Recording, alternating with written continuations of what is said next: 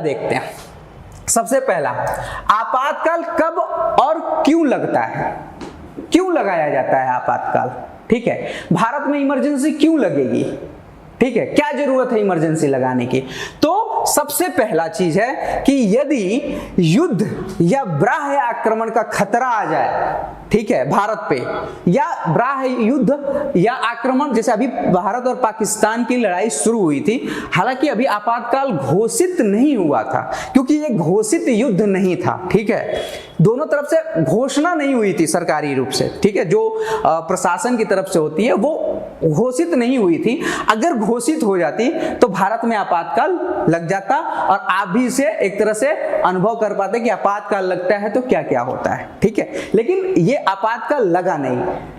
तो जब घोषित युद्ध होता है, चाहे बाह्य आक्रमण हो जाता है या आंतरिक भारत के अंदर ही सशस्त्र विद्रोह हो जाए, हथियार के साथ विद्रोह हो जाए, तो वहां पे भारत क्या करेगा, इन सब से निपटने के लिए आपातकाल लगा देता है। ठीक है, और ये कौन लगाता है, कैसे लगता है, इसके बारे में हम आगे देखेंगे।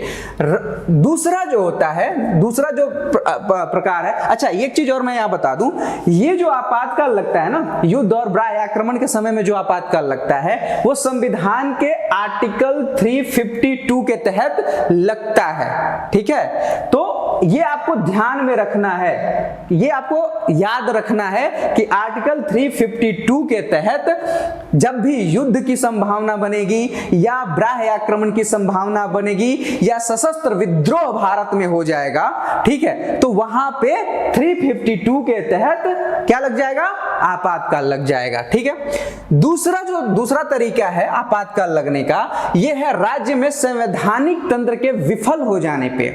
जैसे कोई राज्य सरकार है और राज्य सरकार जो है वो अपने शासन प्रशासन को सही से नहीं कर पा रहा, जैसे मान लो कि महाराष्ट्र है या अभी उदाहरण ले लो मणिपुर है, मणिपुर में इस समय बहुत विद्रोह हुआ था, बहुत दंगे हुए, तो वहां की जो राज्य व्यवस्था थी, जो राज्य था, राज्य की जो सरकार थी, उस चीज को कंट्रोल नहीं कर पा रही थी। ठीक है, और वहां के जो विधायक हैं, जो ये हैं, वो टूट बिखर रहे हैं, इधर उधर हो रहे हैं। तो ऐसी स्थिति में जब प्रशासन की बागडोर वो संभाल नहीं पाता, वहां की राज्य सरकार संभाल नहीं पाती है, उनके हाथों से ऊपर की बात हो जाती है, तो वहां पे क्या लग जाता है, ये आर्टिकल 356 के तहत आपातकाल लागू कर दिया जाता है। ठीक है, लेकिन जब 356 लागू होगा ना, तो वहां के राज्य पर ही लागू होगा, वो पूरे देश पे लागू नहीं होगा। ठीक है, लेकिन अगर 352 के तहत आपातकाल लगता है तो वो पूरे देश पे लागू हो जाएगा,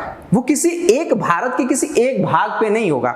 जैसे मान लो जब बाहर से युद्ध होगा, चाहे भारत में सशस्त्र विद्रोह हो गया, हर राज्य में हो गया, तो यहां पे 352 लग गया, लेकिन राज्य के किसी सीमित एरिया में विद्रोह हो रहा है, ठीक है, राज्य के किसी सीमित इलाके में, जैसे उत्तर प्रदेश में हो रहा है, किसी इलाके में उत्तर प्रदेश की सरकार उसे संभाल नहीं पा रही है, ठीक है, या पंजाब में कहीं हो रहा है विद्रोह और पंजाब की सरकार उसे संभाल नहीं पा रही है, उनके हाथ से बाहर की बात हो जाती है, तो वहां पे 356 के तहत क्या लग जाएगा, आपातकाल लग जाएगा उस राज्य में, उस पर्टिकुलर राज्य में। ठीक है, तो ये एक दूसरी तरह का हो गया। ठीक है, आपातकाल। और ये जो तीसरा है, जो वित्तीय संकट के समय में 360 के तहत लगता है, 360 के तहत लगता है आपातकाल, ये तब लगता है जब वित्तीय तंत्र फेल हो जाता है भारत का। ठीक है, तब इसका उपयोग किया जाता है। ठीक है, तो ये आपको समझ में आ गया कि 3 तरह से हमारे यहां आपातकालीन